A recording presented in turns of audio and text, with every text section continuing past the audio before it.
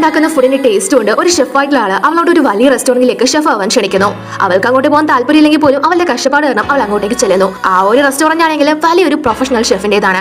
അയാളെ മറികടക്കാൻ കുക്കിംഗിൽ ആരും തന്നെ ഉണ്ടാവില്ല.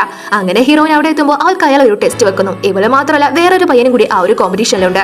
അങ്ങനെ ഇവരോട് ആ വലിയ ഷെഫ് പോയി ഒരു ഫ്രൈഡ് റൈസ് ഉണ്ടാക്കി കൊണ്ടുവരാനായിട്ട് പറയുന്നു. അപ്പൊ രണ്ടാമത് വന്നവരാണെങ്കിൽ ഞാൻ വലിയ കോളേജിലാണ് പഠിച്ചത്, നിങ്ങൾ ഈ നിസാരപ്പെട്ട സാധനമാണോ എന്നോട് ഉണ്ടാക്കാൻ പറഞ്ഞത് എന്നൊക്കെ പറഞ്ഞ ആ ഷെഫിനോട് തട്ടിക്കയറുന്നു. അപ്പൊ വലിയ ഷെഫ് അവനോട് നീ കൂടുതൽ സംസാരിക്കുന്ന വേണം, ഞാൻ പറഞ്ഞത് അങ്ങോട്ട് ചെയ്താൽ മതി എന്ന് പറയുന്നു.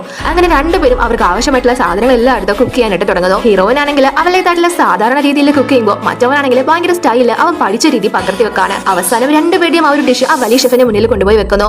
നോക്കുമ്പോൾ ഹീറോയിന്റേത് ഒരു സാധാരണ ഡിഷ് മാത്രമാണ്. പക്ഷെ മറ്റാളുടേതാണെങ്കിൽ അയാൾ ഡെക്കറേറ്റ് ഒക്കെ ചെയ്ത് നല്ല ക്ലാസ് ലുക്ക് ആക്കി വെച്ചിരിക്കുകയാണ്. അങ്ങനെ ആ വലിയ ഷെഫിന് അത് കാണുമ്പോൾ തന്നെ ഏത് ഫുഡാണ് അതിൽ ബെറ്റർ എന്ന കാര്യം മനസ്സിലാവും. അയാളൊന്ന് സ്മെല്ല് ചെയ്ത് നോക്കിയിട്ട് തന്നെ അതിന്റെ രുചിയും തിരിച്ചറിയും. ആ ഒരു ടെസ്റ്റിൽ നമ്മുടെ ഹീറോയിനാണ് ജയിക്കുന്നത്. മറ്റേ ആളോട് അവിടെ നിന്ന് പൊക്കോളാനും ആ വലിയ ഷെഫ് പറയുന്നു.